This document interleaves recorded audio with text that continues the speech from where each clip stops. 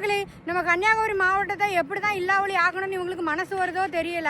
இப்போ ரீசெண்டாக இன்னைக்கு காலையிலேருந்து ஒரே நியூஸ் தான். ஒரு மாதிரி எங்களை பதன்னு ஆக்கிக்கிட்டே இருக்குது. கன்னியாகுமரி மாவட்டம் வந்து ஒரு மாதிரி பதறிக்கிட்டு இருக்குது. என்னன்னா, இந்த கனிம வளத்தை வந்து கடலோர பகுதியிலேருந்து எடுக்கலாம் அப்படின்னு சொல்லிட்டு சைன் போட்டாங்க சிஎம் சார் அப்படின்னு சொல்லிட்டு இன்னைக்கு காலையிலேருந்து ஃபுல்லாக ஒரே ஒரு மண்டை கடிஞ்சு போய் நாங்கள் உட்காந்துக்கிட்டு இருக்கோம்.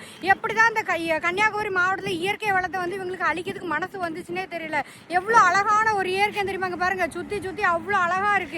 ஒரு நாள் வந்து வாழ்ந்தாலும் கன்னியாகுமரியில் வாழணும், அந்த மாதிரி நாங்கள் வந்து கன்னியாகுமரியை வந்து அவ்வளோ விரும்பி நாங்கள் வந்து வாழ்ந்துகிட்டு இருக்கோம். ஆனால் எப்படி தான் இந்த இடத்துல அவங்க வந்து கனிம உலகத்தை எடுக்கலாம் அப்படின்னு சொல்லிட்டு சைன் போட்டாங்கன்னு தெரியல. ஏன் சிஎம் சார் இந்த மாதிரிலாம் சைன் போட்டீங்க? உங்கள் போட்ட அந்த ஒரு சைனால் மொத்தமாக எங்கள் கன்னியாகுமரி மாவட்டம் மொத்தமாக வந்து பாதிப்படைஞ்சிருக்கு. நாங்கள் மட்டும் இல்லை, எங்களுக்கு பின்னாடி வரக்கூடிய சந்ததிக்கு கூட வந்து இதனால ரொம்ப கஷ்டப்பட போகுது.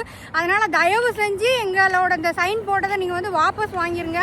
இது வந்து எங்களை வந்து ரொம்ப கஷ்டப்படுத்து. நீங்கள் நல்லது பண்ணுவீங்கன்னு நினச்சி தான் வந்து மக்கள் ஒவ்வொருவரும் உங்களுக்கு ஓட்டு போட்டு உங்களை உட்கார வச்சுருக்காங்க. ஆல்ரெடி எங்கள் கன்னியாகுமரியோட இயற்கையை ஃபுல்லாக சுரண்டி எடுத்தாச்சு, ஒன்றுமே இல்லை. நான்லாம் 4 வருஷத்துக்கு முன்னாடி பார்த்ததெல்லாம் இப்போ ஒன்றுமே இல்லை. இப்போ வந்து பார்க்கும்போதெல்லாம் என்னடா கன்னியாகுமரி இப்படி ஆக்கி வச்சுருக்கீங்களே அப்படின்லாம் தோணுது.